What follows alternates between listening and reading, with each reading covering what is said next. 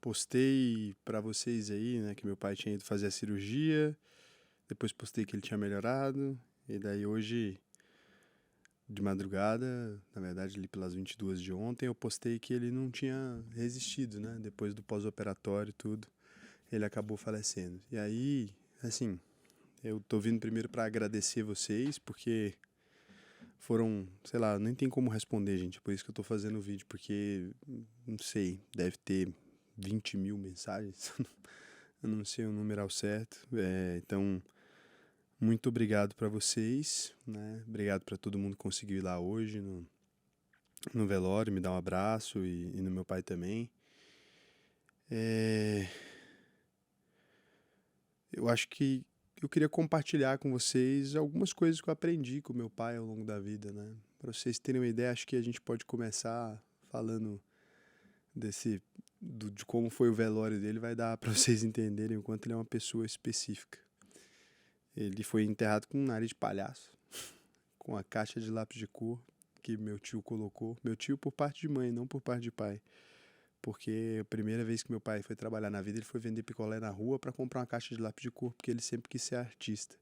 Ele falou isso também no podcast, né, que eu gravei junto com ele. Então, lá as pessoas estavam pintando e tinha gente ouvindo música e fizeram uns quadros enquanto ele estava ali sendo velado, né? Ele odiava essas coisas, inclusive a gente é péssimo em respeitar a vontade da pessoa, né? Mas enquanto ia aparecendo aquele tanto de gente, sei lá, deve ter passado mais de 300 pessoas ali conhecidos do meu pai, de todas as fases da vida dele. Ele sempre foi um cara muito boêmio, né? Gostava de beber e saía todo dia quase, bebia sempre também. Várias pessoas de diferentes profissões, né? Você tinha gente que, poxa, catador de papel, tem os artistas que ele ensinou, tem os políticos, um monte de gente das mais variadas áreas da vida e tem a ver com muito do que ele me ensinou, né? Teve uma vez que eu estava andando na rua quando eu ainda era pequeno, eu vi um menino carregando um negócio de engraxar sapato e aí eu atravessei pro outro lado da rua, né? Com medo do menino, eu era pequeno. Meu pai chamou, abaixou na minha altura do olho, ele gostava de falar, ele abaixava para falar sempre olhando no olho. Perguntou se estava ficando louco, me chamou de burguês sem vergonha. E ele falou: "Você acha que um cara que tem coragem de andar com uma caixa de engraxate, ele gosta de roubar? Você acha que ele tem coragem de roubar, de fazer mal para os outros? Você acha que alguém que ajoelha no pé do outro para poder engraxar um sapato é um ser humano que tem coragem de roubar? Se ele tivesse coragem de roubar, tava andando de terno, não tava andando com roupa de engraxate." E esse é um pouco do que ele era, né? Ele, ao mesmo tempo, me ensinou que quem trabalha tem que dar sorte. E daí, toda vez que ele encontrava um ambulante ou alguém na rua vendendo doce ou qualquer coisa, como ele vendeu chocolate na rua há muito tempo, né? Ele sempre, quando ele estava ganhando mais dinheiro, ele tentava comprar muitos ou comprava tudo às vezes. E ele falava que quem trabalha tem que dar sorte. Então, a gente tinha que fazer a pessoa que está ali trabalhando, né? E no dia a dia dar sorte também. E eu e meu pai, a gente é o oposto perfeito, né? Se eu faço tudo do jeito mais rígido possível, da maneira mais severa com as coisas possível, meu pai era o cara mais relax do mundo. E quando eu falei pra ele que eu queria abrir uma empresa, né? Ele e minha mãe ficaram brincando comigo: "Ah, por que você não toca guitarra, né? Fuma uma maconha, faz alguma coisa da vida que não seja simplesmente acordar todo dia e trabalhar." E aí, mais recentemente, quando a gente estava conversando daquilo que eu fazia, e aí ele encontrou pessoas na rua, né, que agradeciam, conheciam ele aqui do canal, que vocês já tinham visto foto dele, essas coisas. E o pessoal falava pra ele que tinha mudado de vida, que tinha aprendido a investir, que tinha resolvido os problemas financeiros. Daí ele me chamou pra conversar e falou: "Entendi." E eu falei: "Entendeu o quê, pai?" É que o dia tava na festa da empresa aqui. Daí ele: "Não entendi o que você faz da vida." Eu falei: "O que eu faço da vida? Ganho dinheiro?" E ele: "Não. Você é um cara que entendeu como é que joga esse negócio e você consegue ajudar as pessoas a igual a minha, a ser um pouco menos ruim nisso." E é isso mesmo. No fim das contas, é o que eu faço da vida.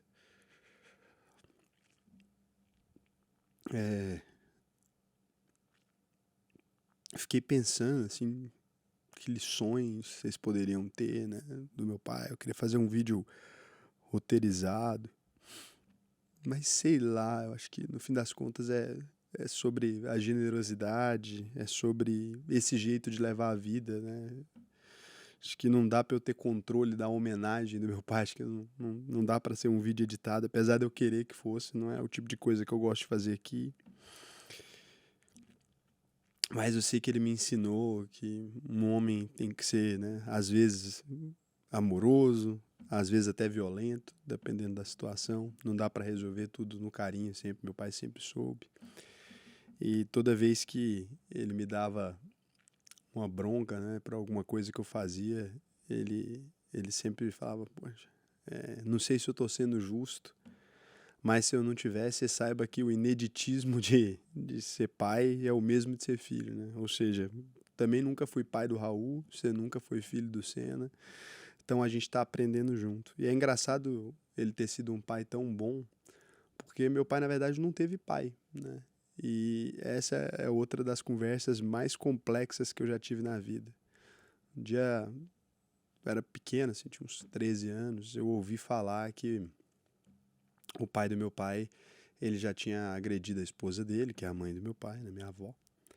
E eu fiquei revoltado, assim, né? Falei, que tipo de cara faz isso? Ele tinha saído de casa, abandonado meu pai quando era pequeno, essas coisas eu já sabia. Mas isso específico eu não sabia. Daí eu fui falar com meu pai. Um dia meu pai falou que era dia dos pais, que ele ia lá ver o pai dele, queria que a gente fosse lá. Aí eu falei, não vou ver esse homem não, né? Esse cara todo escroto e tal. E nem eu nem meus irmãos nunca fomos próximos da família do meu pai, assim, tanto. E aí, mais próximos da família da mãe, né? Acho que a maioria dos brasileiros. E aí ele me levou lá no pai dele, eu concordei em ir, né? Depois, outro dia, não no dia dos pais, concordei em ir. Ele me levou, daí a gente tava lá conversando com o pai dele, o vô Bigode. Aí ele pediu pro pai dele tirar a camisa, assim, né, e mostrar as costas. Ele tinha um monte de marca, né, nas costas ali. E ele perguntou pro pai dele, né, quem fez isso? Aí ele falou, não, foi meu pai, o pai dele falou. Aí eu fiquei pensando, eu falei, nossa. E aí eu descobri que o pai dele tinha saído de casa, tipo assim, com 6 anos de idade pra parar de apanhar do pai. E aí meu pai falou, olha, é muito fácil, né, dentro da nossa vida, com a nossa vivência, a gente julgar. Quem recebe violência, normalmente vai dar violência, né? E aí nesse dia eu entendi tanto que ele era um cara grande, né? Porque eu não sei se eu teria capaz, se eu seria capaz de perdoar essas coisas, não sei lá. Meu pai nunca fez nada comigo, eu já tenho um monte de problema com ele, né? Imagina se tivesse feito, foi o melhor pai do mundo e eu ainda reclamava. Mas nesse dia eu vi, ele falou assim, olha, a gente tem que perdoar nossos pais, é difícil pra todo mundo, o mundo é assim. Eu falei, mas você não fez a mesma coisa. E ele, não, a gente foi peneirando, né? O pai dele foi ruim, ele foi um pouco menos pior, ele foi um pouco menos pior, ele falou, já sou um pouco menos pior, e ele falou, e quem sabe você seja o primeiro homem bom da nossa família. Quem sabe você consiga ser esse homem bom que você quer, esse homem desses valores morais tão, tão arraigados. Ele falou, você já nasceu moralista. E, e é isso. Fui ali, vi as coisas, compreendi, mas acho que com essas histórias vocês vão conseguir entender melhor quem ele é do que se eu tentar dar uma lição, se eu tentar traduzir. As pessoas que conheceram ele têm essa capacidade de entender, né, o que ele significou. E acima de tudo, né, ele me disse também que homem chora, me ensinou isso a vida inteira, que homem beija na bochecha do outro homem, que não tem problema, que dá abraço, sempre foi um pai muito afetuoso e criado por um monte de brucutu, acabou virando esse cara generoso, assim. No fim das contas, eu só queria dizer pra vocês que, assim, eu já não tenho mais pai, não tenho mais mãe, mas que eu sou muito grato, né? Foram 31 anos de vida, tive o prazer de conviver com meu pai nesses anos todos, não tenho do que me queixar, foi uma vida muito boa, ele teve uma vida muito boa também, viveu a boemia dele, fumou 45 anos de cigarro, só ficou 10 dias doente, tá bom, né? Nunca tinha adoecido antes. Morreu do mal do coração. Quem tem um coração grande só pode morrer desse mal, de toda maneira. Então isso aqui foi uma homenagem pro meu pai, para você que tá aí do outro lado, que também tá tentando nessa missão de descobrir o ineditismo de ser pai, né? E fica o último conselho dele para mim e para vocês. Antes de ir pra cirurgia, eu tava ansioso e tal.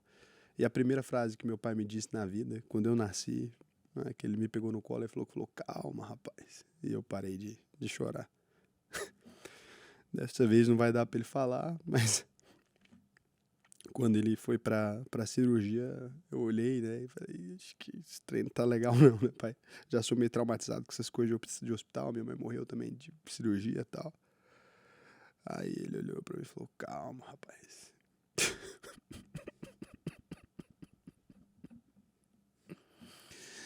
Então, obrigado. Não vou parar de fazer o que eu faço, não vou parar nem um dia, não vai ter descanso. Hoje eu vou gravar o vídeo de amanhã. E assim sucessivamente, porque se tem uma coisa que eu aprendi nessa vida é que um homem tem que trabalhar.